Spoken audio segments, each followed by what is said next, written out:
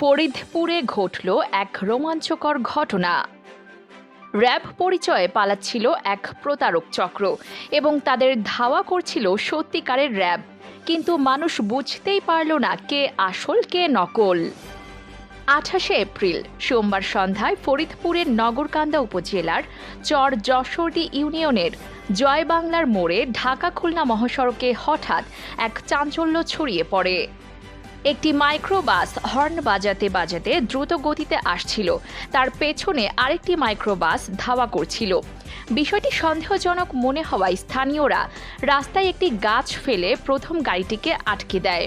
গাড়ি থেকে নামা 5 ব্যক্তি নিজেদের র্যাব সদস্য বলে দাবি করলেও তাদের পোশাকে র্যাবের কোনো চিহ্ন ছিল না। সন্দেহ আরও বাড়ে। পালানোর চেষ্টা করলে স্থানীয় জনতা তাদের ঘিরে ধরে এবং মারধর শুরু করে।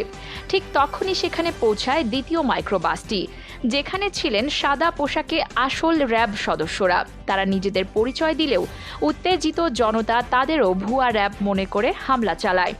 দুই পক্ষের ওপর চড়াও জনতার ভিড় সামলাতে এগিয়ে আসে নগরকান্দা থানা পুলিশ ও র্যাব 10 এর আরও কিছু সদস্য। পরে পরিস্থিতি নিয়ন্ত্রণে এনে উভয় পক্ষকে উদ্ধার করে থানায় নিয়ে যাওয়া হয়। নগরকান্দা থানার দায়িত্বপ্রাপ্ত এসআই আমিরুল ইসলাম জানান, অভিযুক্তদের প্রথমে স্থানীয় থানায় নেওয়া হয় এবং পরে র্যাব 10 ফরিদপুর ক্যাম্প হয়ে তাদের মুন্সিগঞ্জের শ্রীনগর থানায় পাঠানো হয়।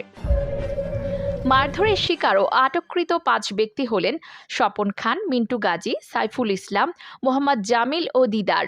র্যাব জানায়, এই চক্রটি একাধিকবার র্যাব পরিচয়ে অপহরণ, ছিনতাই ও চাঁদাবাজিতে জড়িত ছিল। র্যাব 10 ফরিদপুর ক্যাম্পের কোম্পানি কমান্ডার তারিকুল ইসলাম জানান, র্যাব হেডকোয়ার্টার থেকে একটি টিম ওই চক্রটিকে টার্গেট করে ধাওয়া করছিল। মুন্সিগঞ্জ ক্যাম্পের কমান্ডার আনোয়ার হোসেন জানান, তারা অভিযুক্তদের এক্সপ্রেসওয়ে দিয়ে পালাতে দেখে অনুসরণ করে, কিন্তু ঘটনাস্থলে পৌঁছানোর আগেই জনতা ভুয়া র্যাব বুঝতে পেরে মারধর শুরু করে।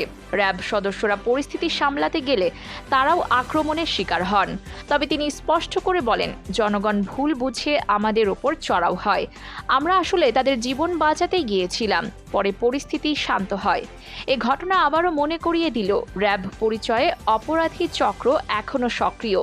একই সঙ্গে সচেতন জনতা ও সাহসিকতার মধ্যেও কখনো কখনো বিভ্রান্তি ঘটে যেতে পারে।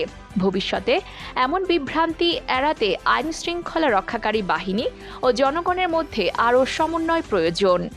এই ছিল ফরিদপুরের জয়বাংলা মোড়ের সেই চাঞ্চল্যকর রাতের গল্প, যেখানে ভুয়া র্যাব ধরা পড়ল আসল র্যাবের হাতে, আর দুপক্ষই মার খেল জনতার হাতে। Sharmin, desk news, 0 TV.